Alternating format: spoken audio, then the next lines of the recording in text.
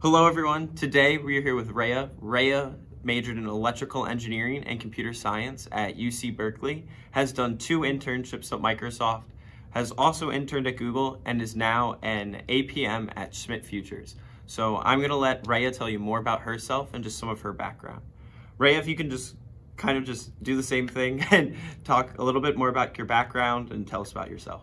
Yeah, so I actually started coding in high school, like the summer after my junior year. I went to a Women in Technology program at MIT, and that's where I learned to code.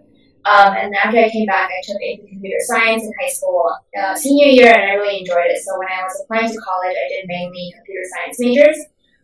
For Berkeley, I applied to EECS, we call it EECS, because I wanted to be in the College of Engineering rather than College of Letters and Sciences.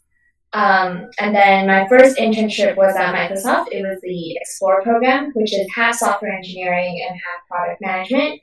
And after that internship, I just found out that I enjoy the product management side a lot more. I like the kinds of problems that I get to think about as a PM.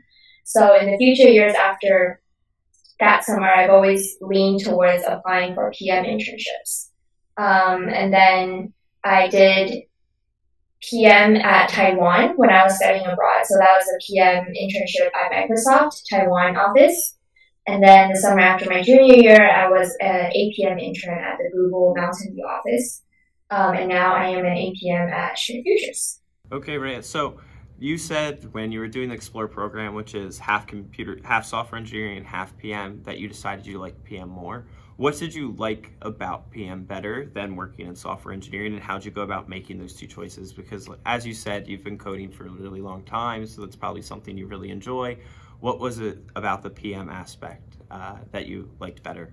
Yeah, I think I just really enjoyed the process of being a PM a lot more. So the Explorer program pairs you up with 2 other people, so you have a pod of 3 people working on a project together. And for around the first half of the summer, it was all just planning of getting our product requirements down, writing the docs that you need, planning the timeline for how we would build the product. And then the last half of the summer, we actually went about building it.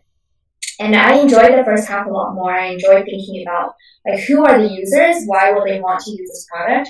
How should we design the product so that we know that it's working and that it's actually useful for whoever wants to use it? And I think another big thing was just I realized I didn't like software engineering. I think corporate software engineering is a lot different from coding in school. So in school, we learned a lot more about algorithms, and it felt like solving puzzles. But most of that summer, I just spent like learning how to use C# or .NET or something, trying to figure out how to use libraries and integrate that. And for me, that wasn't as exciting as thinking about the higher level product requirements. Got it. No, that makes complete sense.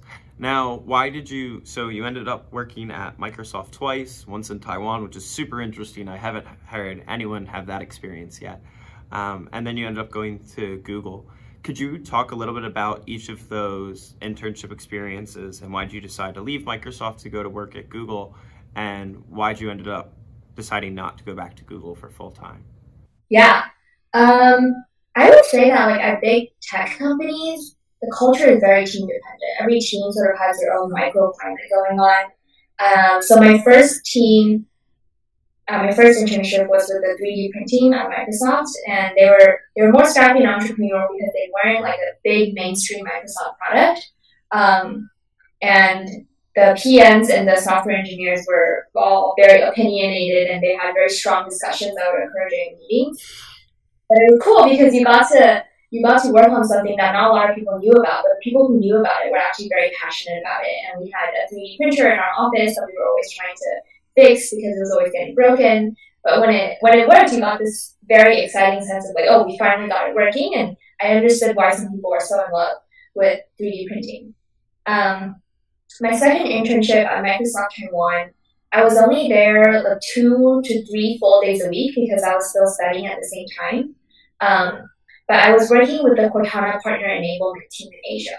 And that helped me learn a lot about sort of the entire hardware ecosystem that was working to incorporate Cortana in their products. How do you test these devices to make sure they're up to par and that customers using these products will have a good Cortana experience? And how do you certify these devices so that customers can trust that they will actually have a good Cortana experience when they're using them? That team was super cool. My manager was a woman. My skip manager was a woman. My lead engineer was also a woman, and there were a couple other male lab engineers. But it was my first time being on a team that was so dominated by women, and it really was very empowering for me. Not because they were doing something exceptionally different, but it just created a culture of I can see people who look like me in the office take in positions of leadership. My last internship at Google, I was on Google Ads. That team was also really great. They were very supportive. They taught me a lot, and whenever I had questions, I could always go to them. It was an interesting experience because my manager was remote for that internship. So he was based in Seattle, and I was based in Mountain View. He was great, and I learned a lot about how do you communicate when two people are not sitting together in the same office. How do you make sure that line of communication is always open and that you are able to communicate what you want, what you need, what you're struggling with on a regular basis without being too overwhelmed. Got it. So, no, yeah, that's a great background on all of your internships. And I 100% agree with you that the culture and your experience will differ so much at a company just based on the team you're on. Could you kind of talk about overall the differences, what you experienced at Google versus Microsoft? I think I want to talk about Microsoft in Redmond versus Microsoft in Taiwan versus Google. I think the two locations vary differently. Microsoft at Redmond, it felt a little bit like we were doing our own thing, I think, because we were on a more niche project. And then at Taiwan, because we were mainly supporting the core team, our sister team in Redmond, I didn't feel like we had as much initiative to work on the projects that we wanted to work on. It was more what does Redmond need? What do we need to do to make sure that Redmond gets what they need? And then at Google, because I was on Google Ads, it's such a core product and a massive team, there were a lot of moving parts that you had to coordinate and make sure that you get buy-in from before you make any sort of product decision.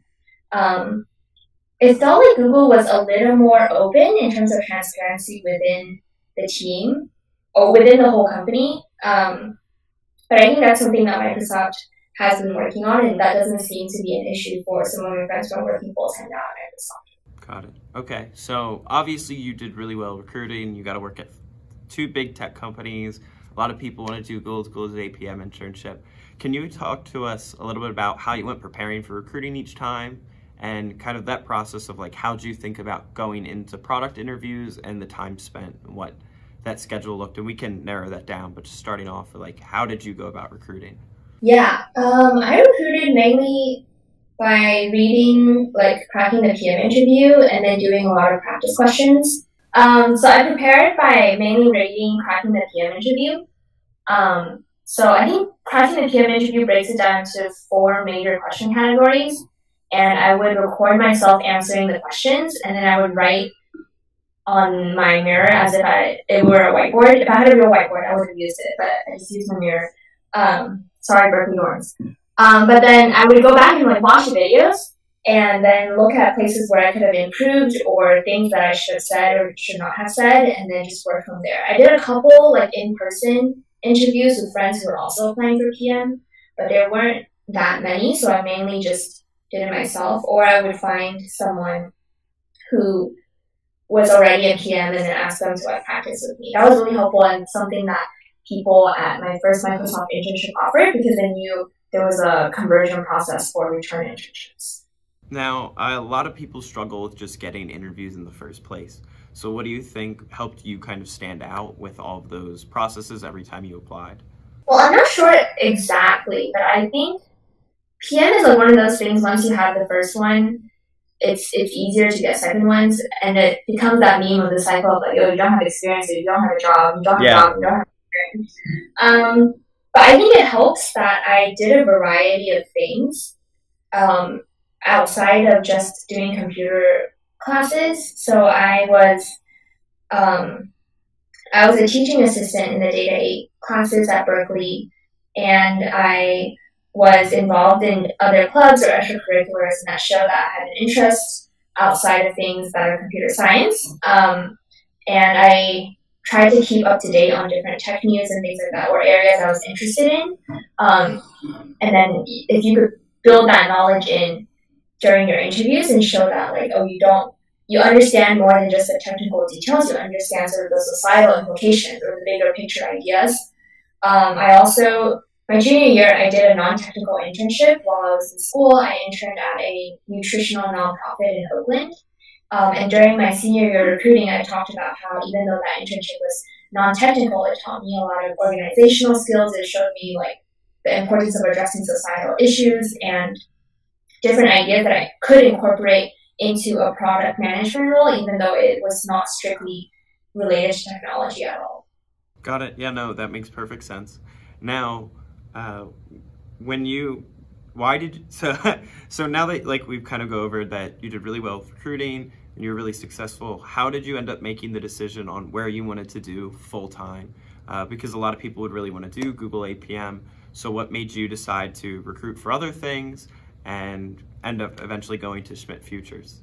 Yeah. Well, I would say that even though a lot of people do want to do Google APM, most people will interview for other companies as well. And that's part of like the nature of the process, just because you want to have more options. And also they don't really tell you whether or not you've gotten a return offer until around like late September.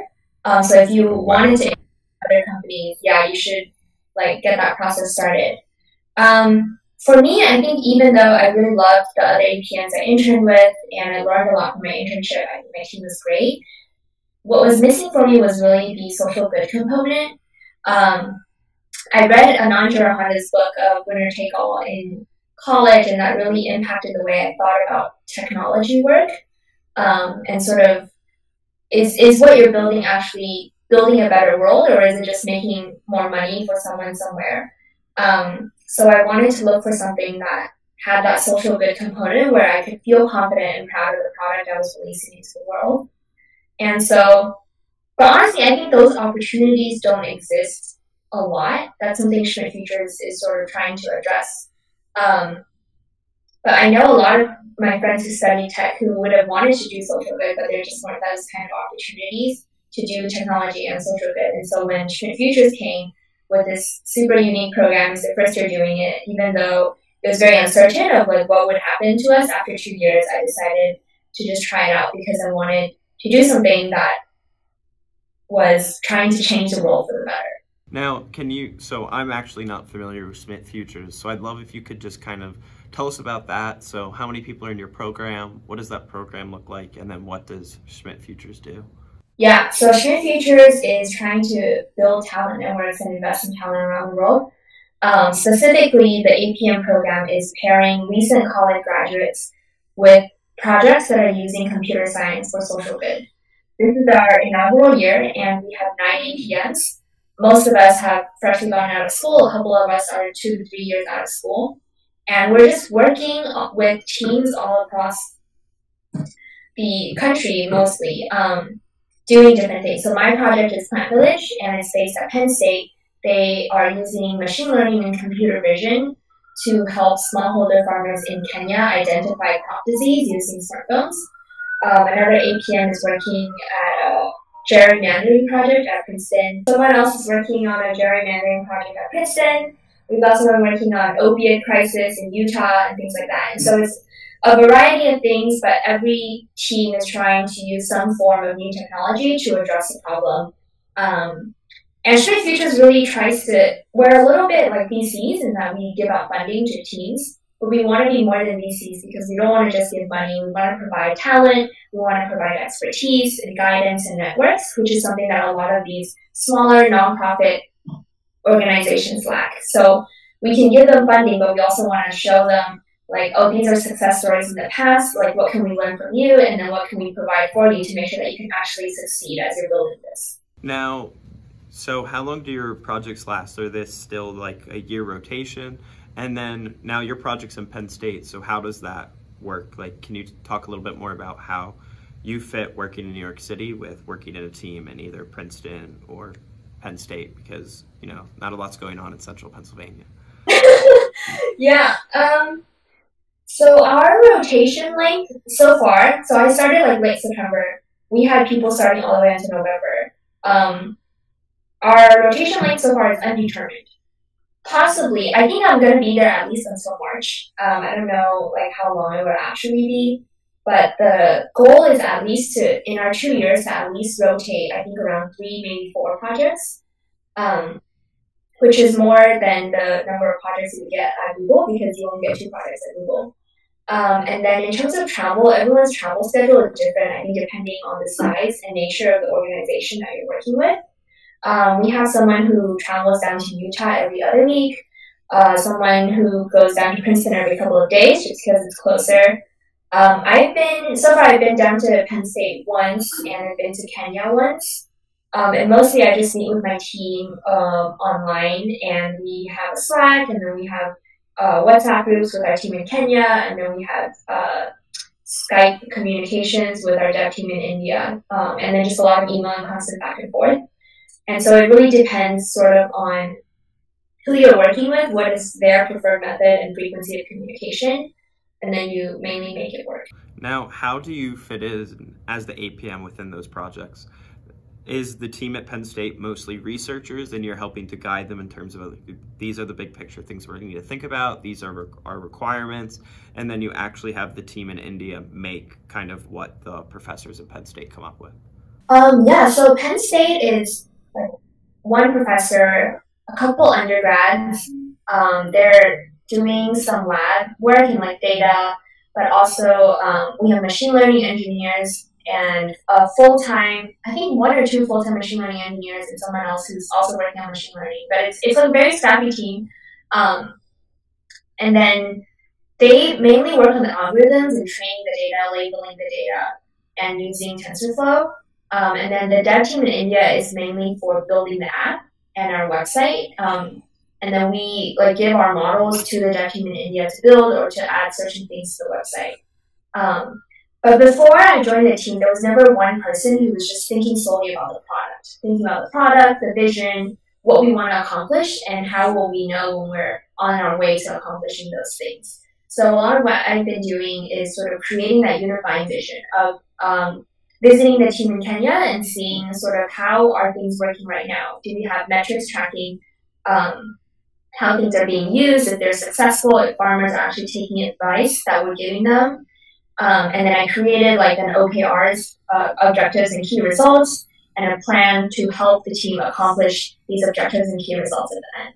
I think before this, a lot of it was just like, oh, we're just going to churn out things. We're going to improve the algorithm. We're going to add more features to the app.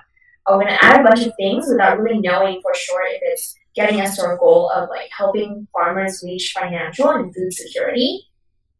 So I hopefully am providing that overall vision and direction. So now really big piece, in a lot of these rotational PM programs is the learning opportunities you have.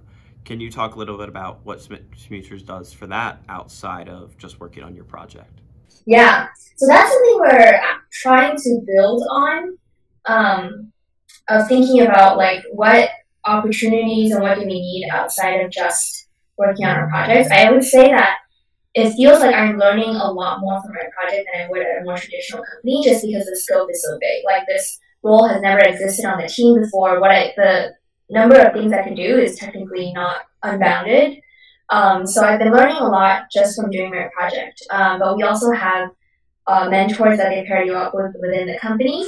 And that's been really cool for me because I get to talk with not just tech people. Like we have policy people who have worked in the government, people who have worked abroad at different places. So it's a more interesting perspective for me, especially because I don't think I need to stay in tech forever. So it's very interesting to hear the perspectives of people in other industries and other backgrounds. And we're doing like an international trip sometime next year, similar to the Google international trip of visiting other countries, seeing how technology is being used there, or what kinds of problems are needed what kind of problems exist that we can help solve. Eventually, we want to look into like building a series of workshops, maybe with external people, but all of that is still very much in the planning works. I think in the first phase of our APM rotations, we want to make sure we're really plugged into our projects and 100% committed to making sure that our projects are succeeding. Got it. Now, The last thing I just want to talk about is if you have any advice for someone that wants to be a product manager out of undergrad, what would your advice be for them? And is there anything that you wish you knew then that you know now? I think maybe I would target like the first advice to people who are women or minorities, especially underrepresented minorities. I've talked to a couple people who, and I like feel this very deeply because it's something that I felt too when I was applying for PM roles, who like studied technology and studied CS and who want to do PM roles, but have this fear of like, oh, I'm letting down my community if I switch out of the like solely technical software engineering route. Because they look at stats about like women dropping out of CS, dropping out of the pipeline, and they feel like, oh, if I do PM, it means I'm less technical, I'm less competent, and they feel like they have to stay as SWE in order to prove that underrepresented minorities can succeed in this field. And I would say that it's not on you to prove that, you know, women can succeed as software engineers. And if PM is something that you truly are passionate about, then you should feel free to pursue it and just crush it and excel at that. And if that's the way that you think you can bring the most contributions and that's what makes you the happiest, then you don't have to feel this pressure of like, oh, I am less competent because I am no longer a software engineer. I think being a PM in many ways is just as challenging as being a software engineer, and you think about different types of problems. So be really honest with yourself about what you enjoy, what your skill sets are, and the type of role that would fit you the best. You don't have to feel like, oh, I have to make one decision now that will determine the rest of my career path. If you start as a PM and eventually decide you want to go back to being a SWE, that is possible. People will tell you it's really hard, and it probably is, but it's definitely possible if that's something that you want to pursue. Something I wish I knew. I think I would say that even if your project is not something you love, like I don't think I've had an internship experience where I was 100% super passionate about the product and what we're building and really excited to like tell people what I was working on. There's skills that you can learn. There's things that I've taken from my previous internships that I apply to my job now. And it's really helpful because now I would say I care a lot about my product and I care a lot about what we're doing. But then if those previous projects had not been there, I would not be able to do as good of a job as I am now. And also that it's okay to do things that are outside of your major. Like I did the nutritional nonprofit, and I also took public health classes. And those are just things that I was interested in. And on paper, they don't seem like they were helping me towards my career, like becoming a product manager in the tech world. But they were interested in me and they made me feel motivated when I went to school. So I think pursuing the things that you're interested in can help give you more of a direction about what you want rather than just following the track that like everyone else is following. Yeah, no, I think that is great advice. And thank you very much for taking the time to talk with me today, Raya. I really enjoyed it. And thank you for telling us all about Schmidt Futures.